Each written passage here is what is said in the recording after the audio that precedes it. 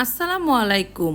আজকে তৈরি করে দেখাবো বাবুর্চির রেসিপিতে 5 রকমের ডাল দিয়ে সুস্বাদু বুনা খিচুড়ি রেসিপি। এই খিচুড়িটি একবার যাকে আপনি রান্না করে খাওয়াবেন সেই আপনার প্রশংসা করবে।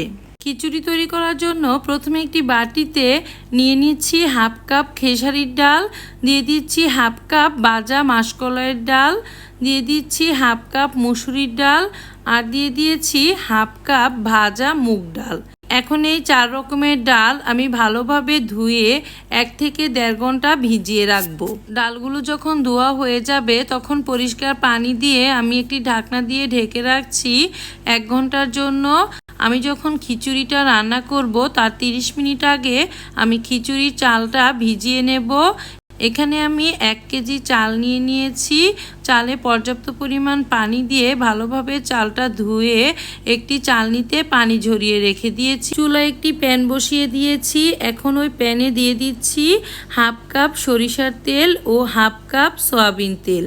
এখন দিয়ে দিচ্ছি হাফ কাপ পেঁয়াজ কুচি। পেঁয়াজ কুচিটাকে একটু নেড়ে চেড়ে এখন আমি এখানে আস্ত গরম মশলা দিয়ে দিয়েছি। এখানে আমি এলাচ, দারচিনি, তেজপাতা ও লং দিয়ে দিয়েছি।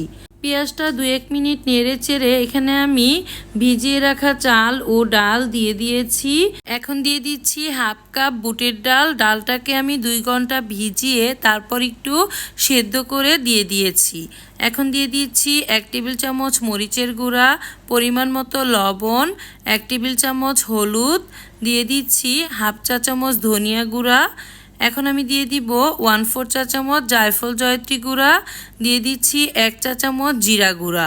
এখানে আমি আদা রসুনের পেস্ট দিয়ে দিয়েছি 1 টেবিল চামচ, সেটা আমার ভুলবশত ভিডিওতে আসেনি।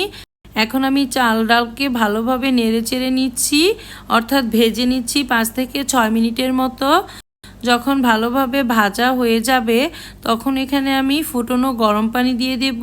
পানির মাপটা হচ্ছে 1 কাপ চালের জন্য 1.5 কাপ পানি। আমি সেই অনুযায়ী মেপে পানিটা দিয়ে দিয়েছি। এখন দিয়ে দিচ্ছি 10-12টা কাঁচামরিচ।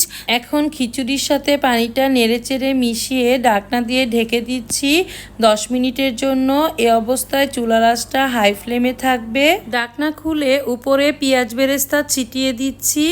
এখন আমি চামচের সাহায্যে ভালোভাবে আবার নেড়েচেড়ে মিশিয়ে নিচ্ছি। এখন ঢাকনা দিয়ে ঢেকে দেব 20 মিনিটের জন্য। 20 মিনিট চুলার আঁচটা লো ফ্লেমে থাকবে। কেউ চাইলে প্যানের নিচে একটা পাতলা তাওয়া ব্যবহার করতে পারেন। 20 মিনিট পর ঢাকনা খুলে উপরে পেঁয়াজ বেরেস্তা ছিটিয়ে দিচ্ছি।